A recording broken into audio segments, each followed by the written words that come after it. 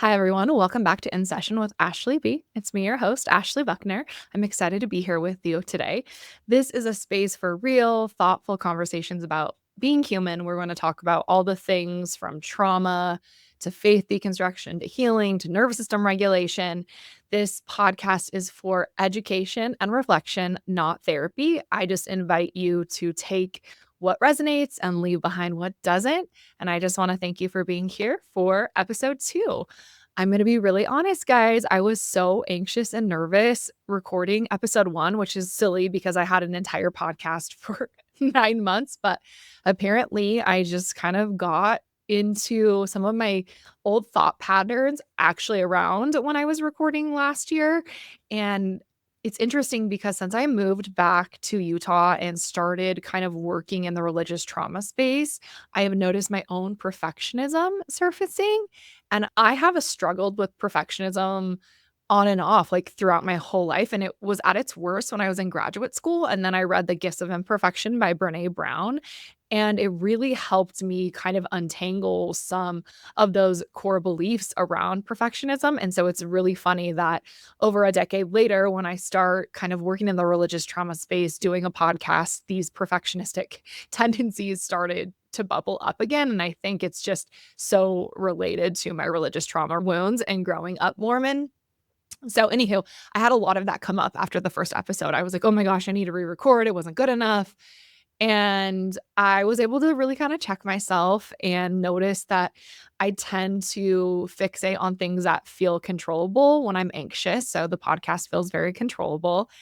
And I also had this reflection of, yeah, it wasn't perfect. It was messy. I was nervous. I am starting this new way of being. And it's also this opportunity to show you guys the human side of me, right? For me to be real and honest and to evolve with you on this journey.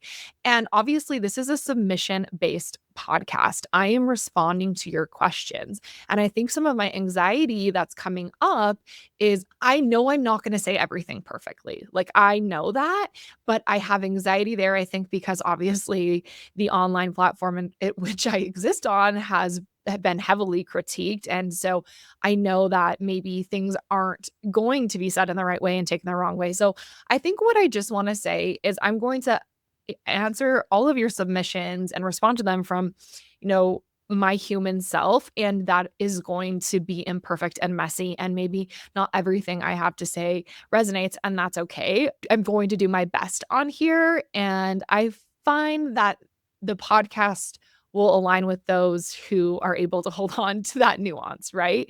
That I'm going to be messy and imperfect. And I think that's what I keep coming back to is I want to use this platform and this space to just show up authentically with you all. So thank you for getting through episode 1 with me. I had a lot of thoughts about it. I actually didn't re-listen. I'll be honest. When I made my podcast, the Sunflower Movement podcast, I would listen to every episode and send my editor all the edits. And I'm not doing that this time because I'm just going to be here and be me and use this place and this time to connect with all of you. So I'm excited. I'm excited to keep diving in. It's a really nice opportunity to just kind of have a long format conversation with you about your questions. And I actually have some follow-ups to last month's episode. So I'm excited to kind of dive into that before we get into more submissions. But as always, this podcast is going to be led by you listeners. The submission link will always live in the show notes for you to send whatever you want to talk about. Literally nothing's off limits. If you don't even have a question, but maybe you just want to like confess something that you've been keeping in for a long time, this is a safe space to hold on to that. So feel free to just click on that link and right away you can send as many as you want. I love reading them. I obviously am not going to get to every submission every episode, but I really try to you kind of make a plan to talk about them as it aligns, as it makes sense. So that's what we're going to do today. In the first episode, there was this beautiful submission that came with anger and sexuality, right? And I had dropped a clip of it about just how anger is such a difficult emotion to embrace, and oftentimes it gets a bad rap. And I actually had a couple other submissions about anger as well as a follow-up question to that particular clip and that submission. So we're going to kind of dive into that right now before we drop into some other submissions for today's episode. Anger is still such an intense, uncomfortable new emotion for me. What helps transmute it? What do I do with it? So that was one comment in response to my anger submission from last time. I also have a couple other submissions that I wanted to read here because I think they all kind of tie together, and then I'm going to talk about them as a collective. Two, I don't know how to let go of the anger and bitterness I feel towards the LDS church after leaving, and it sometimes leaks over to how I feel about people. Three, I used to feel afraid of God, think Old Testament vengeful vibes. Then I loved God, but I didn't love myself because I was never good enough perfect. Then I got really angry at God for not keeping up his end of the bargain, in my opinion, letting bad things happen to good people, etc. I rotated through those feelings for a decade until I deconstructed religion and found myself settled in a life without any of it. But now that I don't believe in God, I'm trying to figure out where all those feelings and emotions go. The fear has shifted to fear of the unknown, fear of being wrong, about God existing, but it's pretty minimal. The love has shifted from God to myself and the world, nature, universe around me. But the anger, I don't know what to do with that. First of all, I thought that last submission was just so beautiful, and thank you kind of for sharing your stages of growth and almost grief and the way you've explored your emotions and in your deconstruction process.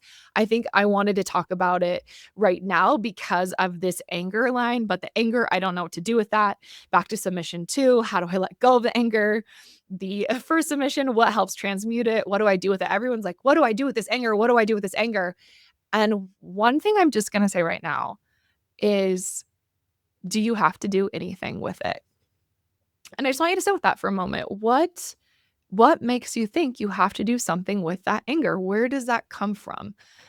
Are we holding any judgment around anger? Because I'm hearing a little bit of it. Like, okay, I don't know what to do with this emotion. Like, what is this emotion? I don't like this emotion. It feels uncomfy. And I think I would get curious about why it's hard to sit with it. Why is it hard to hold it? Why do we feel like we need to let go of it? When I think anger is vital, and I know I talked about this last episode, but it is such an important emotion to helping us understand ourselves and have healthy relationships and to set boundaries and to know what's good for us and what's not good for us, right? All of these things. Anger is essential to our survival. And I also think it can be a really powerful tool to tap into, you know, what we maybe need in the moment. And so I would invite you to pause and notice your anger in any of these submissions. If you submitted any of them, what comes up around it? What judgments do you hold towards it? And can you soften? Can you be open and curious to it? Can you ask it some questions? Like get to know it.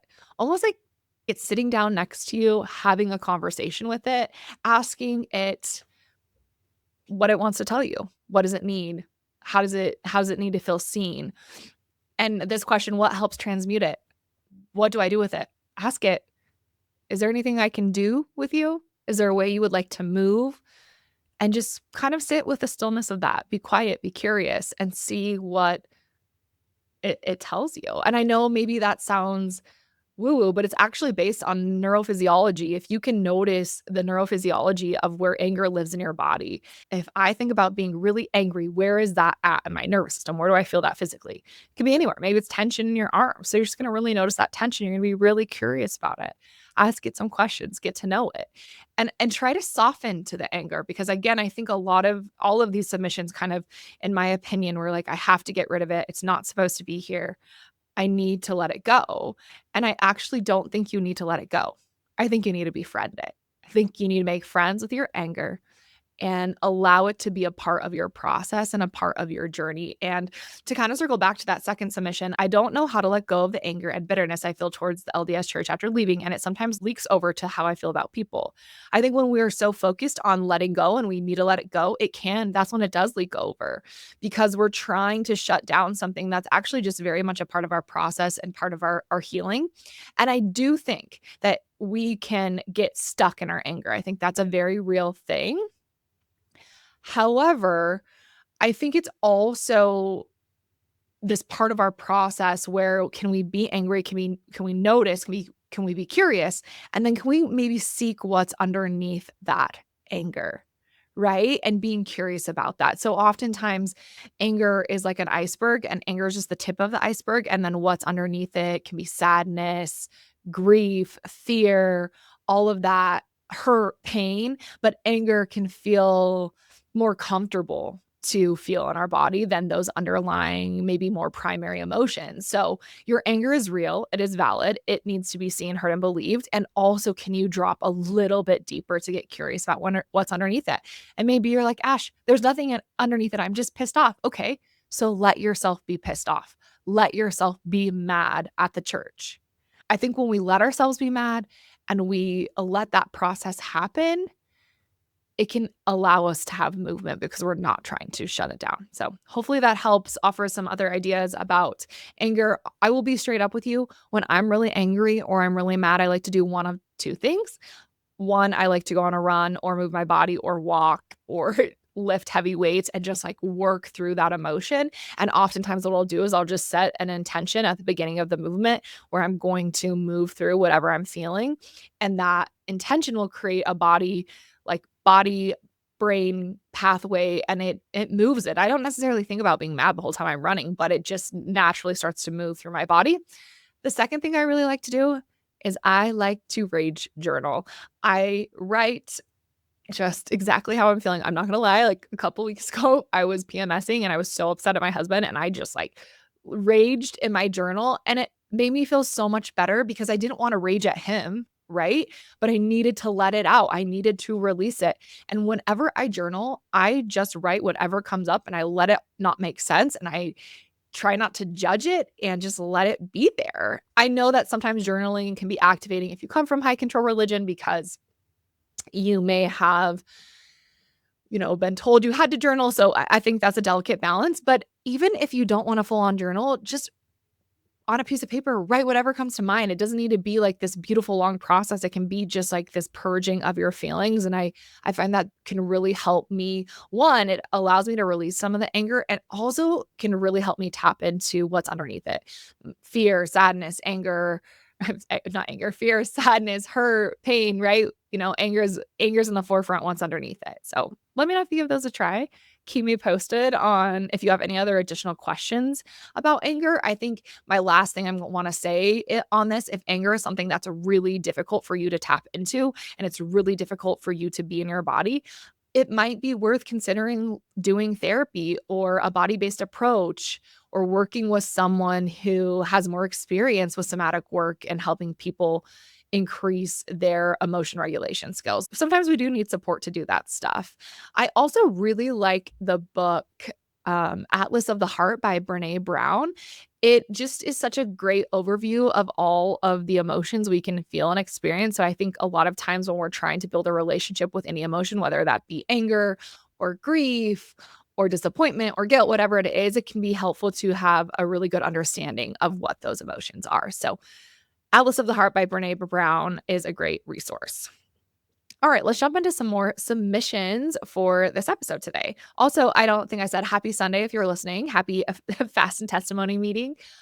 I haven't been to fast and testimony meeting in years and years and years, but my husband, who is never Mormon, I really want to take him because I feel like it is the epitome of what it means to be a member of the Mormon church. So I'm just like giggling that I'm going to drop these episodes on a fast and testimony meeting.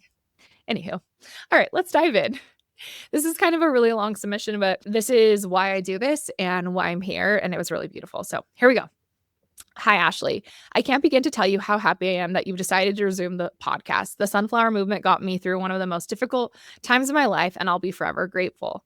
I do say one of because I'm facing a new challenge now, one at which I would appreciate your input and advice. My mom was recently diagnosed with cancer. It's early stages, and the doctors are optimistic, but it's still terrifying. She's doing okay for now, just trying to distract herself. She starts treatment soon, and it's going to take a toll on her. I've been around to help out, but that's going to change soon. In a few weeks, I'll be leaving for work. My job is seasonal from early spring to mid-autumn, and it's in a remote town out of state, very out of state. It's not the best financially, going months without pay, but I haven't been able to find anything else. Besides, I love my job and I love the town that it's in. Honestly, if I found a way to make it work, I'd probably move there permanently. But at the same time, I would feel guilty for doing so since it would mean my mom has a lot less help. My oldest brother is also living at home and he helps when he can, but it's still not a lot. My other siblings barely even come over to visit, much less do anything to help out. It's mostly been me. And while I've been happy to help out, I've also missed my job in my town. I've been ready to go back since I left, and again, I'd happily make it permanent, but the guilt is eating me alive. Am I wrong to want my own life far away from my family? I do love them, my mom especially, and I have a great relationship with all of them. I just feel like I'd be abandoning myself and the life I want to live if I stayed. Is it horribly selfish of me to want to go to stay? Question mark. Oh man, there is a lot there. And I just first of all I just want to see you. I want to say thank you for writing in and being vulnerable and open and kind of I think talking about something that is not a black and white thing, and it's complicated and there's so many emotions. And I just, first of all, want to say that I do not think it's horribly selfish of you to want to go. I think it makes sense you want to go. What I'm hearing is that you love your job and you love the place of where your job is at. It does something for you so much so you would move there if you could make it work. And I want to honor that and celebrate that for you. And it sounds like you do a lot of caregiving for your mom, and that takes its toll too. And I recognize your guilt, and I would also invite you to be curious about where that guilt is coming from. And I think sometimes, we can feel that we have to be obedient to our parents and we have to show up for them maybe in the way they showed up for us. And I think sometimes there is a time and place for that. And I think that you can do that. But I also don't think it means you should drop your life and not focus on yourself and the things that you're building and creating for yourself. And I often think that we get one life to live, and hopefully we outlive our parents, because that is means that we're living a healthy life, right? And so I think we have to cultivate a life that is really meaningful for ourselves. And that doesn't mean, again, that you can't show up for your parents, but to make all your life choices and decisions around them, that's not healthy either. And yes, your mom is sick, and that is hard and scary. And I also don't know that you staying is going to, one, make her less sick or make it less hard and scary. Yes, you can be a support to her, but then how are you supporting yourself? You also mentioned that not everyone steps up in the way you do. And I also don't think they have to step up in the way that you do, because you're there, right? And so I do think that by you doing your life and taking care of yourself means other people have to step in and step up. And also your parents have to figure that out. And that is their responsibility. They are responsible for their own lives, and you are responsible for living your life. And yes, you might feel guilty. You might feel sad. All of those emotions are real and valid. So hold space for them. Be curious and open to them. But that doesn't mean you can't choose to live your life. That doesn't mean you can't choose to go away for work. I think what is gonna happen is you might still feel guilty. You might still feel sad, but that doesn't mean what you're doing is wrong. I think a lot of times it's when we're approaching a decision or we're making a choice, it's like I can't feel any of these other things. And I actually think that's wrong. I think a lot of times we feel both things. We feel maybe confident and secure about something, and then also nervous and anxious about it. And two things can be true. So you might feel like excited about your job, and then you also might feel a little bit of guilt leaving your mom. And that doesn't mean that it either is right or wrong. They just are what they are. And I think it's what matters is how we hold space for those emotions. And really, at the end of the day, getting curious about what is going to allow you to be the best version of yourself, because how we take care of ourselves, how we show up for ourselves actually significantly impacts how we show up for other people. So being a quote unquote good daughter doesn't necessarily mean sacrificing yourself. Sometimes it means choosing yourself and taking care of yourself so that you can show up better when you are present with them. Because I imagine if you stay and you don't go, there might be a lot of resentment that comes because you chose to not listen to yourself. And so to be curious about that. Again, I don't think there's a right or wrong answer here. I think it's really about you choosing what is going to be in the best interest for yourself. And, to also play the tape that your mom does have cancer. And although the prognosis is good, that means she's sick, and that might mean she has a shorter lifespan ahead of her. And so I think also deciding about the time you want to spend with her. I also think there's a world in which you can go away for your job and also still make intentional time and effort to connect with her. I mean, FaceTime is a real thing, and we can stay connected in that way. So I don't know if this was helpful. I hope it was helpful. I hope more than anything, the thing I want you to take away the most is that you are not selfish for wanting this. That is the last thing that comes to my mind. I think if you were truly selfish, you wouldn't even be having these thoughts. You wouldn't even be thinking about your mom. Some of these other emotions wouldn't be bubbling up. Like that is the opposite of selfish. So I hope you really sit with that. And I wish you well on making this decision and choice. And thank you for tuning in and for being here. It's incredible to know that Sunflower Movement was such a support and also a really good reminder for me as to why I want to do this and keep talking about these things. So thank you again for writing in. All right, we're kind of switching gears, going to another submission. I'm getting so many submissions about marriage and mixed faith marriage, and I feel like I'm not an expert to talk about all of that because I don't do couples therapy, if you don't know this about me. So hopefully I can pull like a therapist friend on. I've done that before in the past that does couples work. So I'll kind of keep you posted and keep that in the forefront and save all those submissions for that, maybe, in the next couple of months. But this is kind of on that realm, but I wanted to dive into it because I had some thoughts after I read the submission and prepping for this. Currently going through a divorce after 16 years of marriage. We met on our missions, got married in 6 months, have 4 kids. He left the church 3 years ago and tried to hang on to our marriage and the church. Ultimately, he didn't want to stay married, and I'm in a very confusing place with the church. My life sure didn't turn out with all the sunshine and daisies that the church promised me for doing all the things the right way. That is the truth, and I've heard it so many times. Definitely battling feelings of betrayal from the church and my spouse. He moved out unexpectedly before I knew anything was wrong, and I found out that he immediately started hooking up with girls he found on Tinder at the bar before divorce papers were filed and before I knew he was done being married. I'm trying to figure out if that means he cheated. I don't even know why it matters, but it does. He told me he has deconstructed the church so much that he has also deconstructed the patriarchy. He claims that monogamy is a result of the patriarchy and he now rejects it and feels zero remorse. I don't think he understands what patriarchy is, especially after leaving and being an absent father for months. He benefited from the patriarchy because he never had to worry about whether the kids were being taken care of and because I was taking care of the kids. He had the freedom to sleep with whoever he wanted on his own timeline. Meanwhile, I'm a full-time college student trying to catch up on life after prioritizing family over myself. And I'm a new single parent. Why do men who think they fight against the patriarchy not see how they still benefit from it? Thank you for writing this in, and I'm also so sorry you're navigating such a difficult thing in your life. It's a long time to be married, it's a long time to kind of experience difficulties, and I also think that your ex is unfortunately bypassing a lot of things, and you are taking the brunt of it.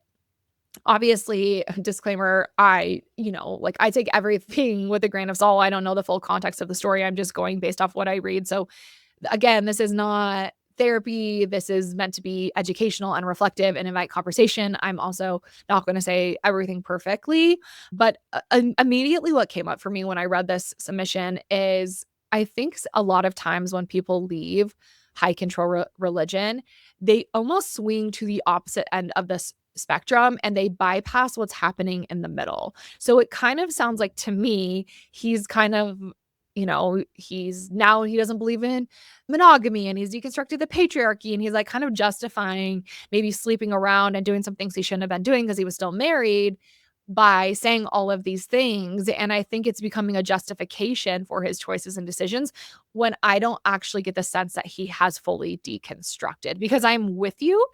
He has benefited from the patriarchy immensely, especially in regards to parenting and taking care of kids. Where has he been, right? You've been taking care of the kids since he left. And so I think that becomes like an easy thing to throw out there and say in order to not have to deal with some of the more middle ground. I think a lot of people who do leave high control religion can swing to the opposite end of the spectrum in the sense that maybe they're making like a lot of choices and decisions they never would have made within the religion. And I think that's a trauma response. And in the same breath, it does cause a lot of harm and distress, and it can harm others in their life. So I always say that we are not responsible for the trauma and distress that has happened to us, but we are responsible for how it shows up in the here and now, how our past experiences impact the present. So if we were raised in a high control system and that has caused trauma and distress for us, we are responsible for how we continue to show up in the here and now. And I'm not seeing a lot of responsibility on your husband's, ex-husband's end. And I think that is what validates your experience. And I think it's okay that you want to acknowledge that a lot of the things he did were inappropriate. And I would say, by definition of cheating, he did cheat on you. And and that's not okay, right? But he's justifying it, in my opinion, instead of taking ownership for cheating, he is justifying it by saying, like, oh, well, he doesn't believe in monogamy anymore. And monogamy is part of the patriarchy. And whether that, I mean, I think, yes, that is true. I haven't fully deconstructed that in myself. So I can't really speak to that. But again, to me, I'm just hearing justifications and I'm not hearing a lot of ownership and self reflection. And I think that is probably why you feel the way you feel. And that is so valid. And I think a lot of men have been hurt by the patriarchy, and they also are the benefactors, so it is really difficult for them to see, because seeing it also means they have to face their own shame. They have to face their own trauma and their own distress. And if I've learned anything, from working with the human condition, that is a very, very difficult thing to do. And again, it doesn't justify his choices and behaviors. It also just to me says a lot about where he's at. And I think it's important for you to take care of yourself and to recognize your own worth and what you deserve, because you didn't deserve any of this and your kids didn't deserve it. You're also, it's so important that you show up for yourself. And I know that's going to be really difficult and hard as a single mom, full-time college student. And I'm just seeing you right now and validating your frustration and just, like, maybe anger. All of it's real, and there isn't an answer. And I don't want to say that it will get better, because sometimes it gets worse before it gets better. But I think that the best thing you can do is just really lean into yourself and the relationship you have with yourself and your kids, and go slow and trust yourself in this process, because you clearly have a good head on your shoulders. You're going to school, you're a mom, and there were a lot of things that maybe shouldn't have happened to you that they did. And like you said, you followed the prescribed path that the church wanted you to follow, and it didn't go maybe in the direction you thought. And so there is a bit of maybe some betrayal there. And I would just invite you to hold space for all of these things. You don't have to do anything with it. You don't have to make any decisions, but just know that I see you, and this is hard and messy and complicated, and it's okay if it takes time to work itself out. Okay, moving on. I've been feeling very triggered when reading or listening to very faithful members of the LDS church. I'm going through a faith transition, and I get mad and annoyed and frustrated when hearing people who stay in the faith and don't see what I see. Does it get better? Will I be able to listen to my in laws or friends talk about how the true church is and how beloved the leaders are and not be triggered? I have a hard time going to church for the same reason. Because I get triggered, I also see myself distancing from members and not even try to connect with people from the faith. I'm in Utah, so it also feels lonely because everywhere I look, everyone I know is a true believing Mormon. This is affecting my mental health, and I ask again, does it get any better? Great submission, great question. I before I answer your question, I want to just invite you to be curious. And what is this activation? Use the word triggered. I'm going to use the word activation. Same thing. This activation that happens for you when you are maybe attending church or when you're with members of the faith. What does that activation look like? You said you feel angry, and I would invite you to be really curious. What is it bringing up in you? Because it's often safer, and I don't mean this judgmentally. We all do this. It's often safer to project our distress onto someone else, to say, "Oh my gosh, like, I'm so frustrated with them. I don't like that they're, like, believing this. They can't see what I see." It's safer to do that than to go inward and say, "Huh, what is this stirring up within myself? What is this mirror holding up for me?" And I work with a lot of clients on this, and I think oftentimes I would invite you to get curious about where you're at with your own faith deconstruction. have you kind of worked through maybe questioning, like, do you believe that you're making maybe the wrong choice? And not because you actually are making the wrong choice, but because you were taught and told from a very young age that this is the one true church. And I think that although we can step away and deconstruct it, that trauma and distress still lives in our system. And so, it can be really activating when people aren't on the same page as us, and it makes us question ourselves even unconsciously. I also it sounds like to me, you really want to be seen by the people in your life, members of the faith, your family, and that's valid and real. And also recognizing that, do you see yourself? How do you honor yourself? Because unfortunately, there's no guarantee that these people will ever be able to see you or be able to see the things that you see. And so I think part of this work is getting to a place of acceptance of that and curiosity about, maybe your own activation that's coming up, your own triggers. To me, that's just information. It's just information that's saying that you still have some more inner work to do. And there's nothing wrong with that. We all have that. I absolutely believe that it does get better, but it gets better with intention. So, when we're activated about something, do we judge that activation? Do we criticize that trigger, or are we curious and open to it? Do we let it be information to teach us and guide us and invite us inward? You're saying that you feel like this is affecting your mental health. Are you in therapy? Are you talking to someone else about this? Maybe therapy is not affordable. Are you seeking maybe some content that invites these discussions and curious reflections? So obviously there's lots of really great ex-Mormon content on there, but are you maybe seeking out religious trauma content that invites you to think curiously about this stuff? I really love the account by Dr. Laura E. Anderson. I think she does a lot of thought-provoking things. She also has a book called When Religion Hurts You. It's a great place to start to kind of dive into some of this inner work. So I think, seeking out content that's going to kind of push you to do your own inner work can be really helpful. And maybe that's just books or podcasts. So I think that, like, for me personally, like, it is very rare that I get activated by what members of the church believe, think, say, or do, because I know what's real and true for me, and I know that religious trauma is real. I know that religious harm is real. I witness it every week in my office. So, although there's a whole host of people that are mocking religious trauma and they're saying it's not real, I don't take it personally because I know that it's real and true. The same comes like with the church. I know what's real and true for me. I've done a lot of work to get to a place where I feel confident and secure. And I think the only time I feel activated now is like, I feel sad. I feel sad that some people can't see it. And so when that activation comes up, I'm just curious and open.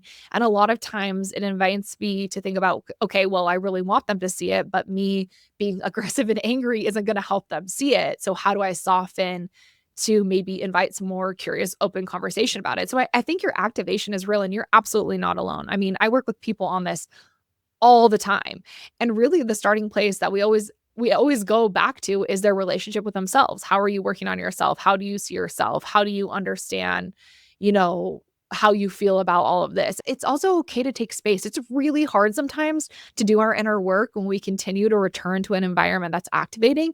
And I recognize that that's super hard in Utah because there's a lot of people here that are LDS, but take a break from church if that's an alignment.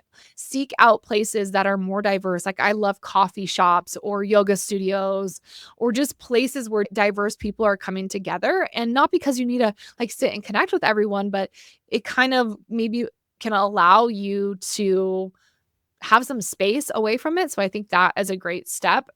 But again, I absolutely believe this gets better, but it gets better with intentional work. It's not just going to get better with time. We have to work through things. And that's really annoying. Like, I get it. Like, sucks that all of this stuff happened and now we have to be the ones to deal with it. And I also think that responsibility applies in so many situations, not just like leaving the church. When I've worked with clients for a long time now. I'm trying to think, what year is it? 2026? Like 14 years, 14 years. And I've always said, like, being healthy, and when I say healthy, I mean mentally, emotionally, physically, it's a choice. It's a decision we make every single day. It's a big responsibility that we choose, and it's hard work. And things get better with hard work. So I see you. I'm here for you. And yeah, maybe try some of these things. Let me know. Feel free to submit if you have any additional questions. Okay, I wanted to chat about this one because I think it's a really, really important one and it talks about therapy. My therapist recommended going to a healing from high control religious trauma workshop that she is offering. She is fantastic. And after a recent session, she said that the work we were doing in session is exactly what her workshop is for. I'm very open to doing work specifically about my experience healing after leaving Mormonism, but I'm terrified of how this works in a group setting. We have been working on people pleasing and trying to fit into the Mormon mold. As I think about maybe doing this workshop, I keep thinking about all of the unknowns and trying to figure out what the right way to show up for this would be. It's honestly exhausting. Cue Poster Child by Ellie Duke. I love her so much. Oh my gosh. And I love that song. So Poster Child, go check it out. Okay. I just really want to validate the activation that's coming up for you about this group. I think honestly, when I saw people pleasing and trying to fit into the Mormon mold, I actually think that's what the group is bringing up for you. And you haven't even started it because you're already kind of like, oh my gosh, how am I going to show up in this group? How am I going to like navigate it? Right. And I think two things. One, it can definitely bring out that people pleasing aspect. And because it brings it out, it could be a really great opportunity for you to challenge it in a group setting. I think the best part about therapy is like it has us confront some of the things and the dynamics that we're working through. And maybe that's also why your therapist is suggesting the group workshop, because you get to work on it with her and that feels really safe with her because she's just one person and you guys can kind of work through that stuff. But to bring it into a group setting, it's going to magnify it, in my opinion. And so it might be challenging and uncomfortable, but to me, like, discomfort is where we make the most movement. And in the same breath, I think it is absolutely okay to not be ready for that too. So I wanted to talk about this because I think one thing I want all of my clients to know, and I have these conversations all the time in my sessions, is like, you are your own person and you get to make your own choices and decisions, and I will support you and stand by you. And so for me, it's like a client telling me that they're not ready to do something. That's okay. And I'd be really curious about where that's coming from. And we would work together to maybe do that next step, or maybe that group is just not the best thing for them. So I think it's a delicate balance, right? Of like stepping out of your comfort zone, but also being able to listen to yourself. And I would invite you to honestly have this conversation with your therapist.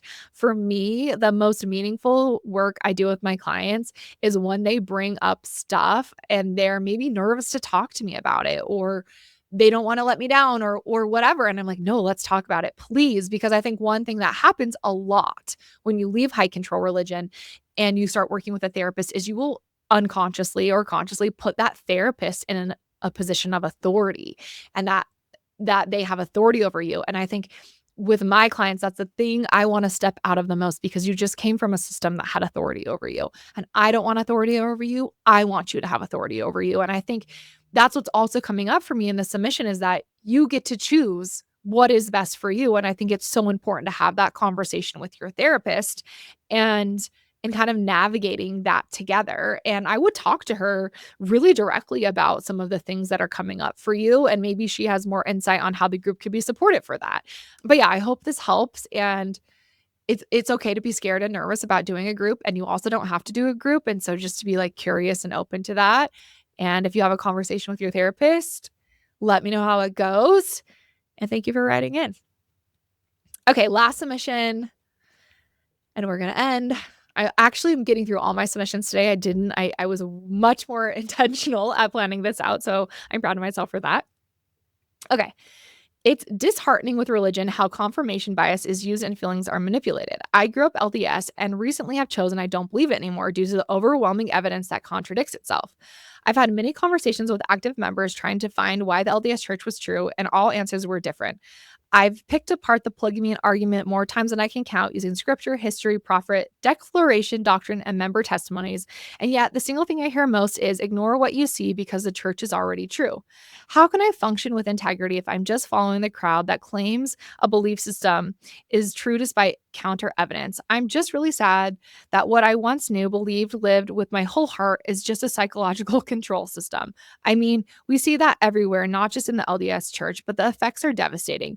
I want to live my life in a way authentic to me without being the one who was lazy, sinning, a lax learner, and disciple and apostate. The list goes on.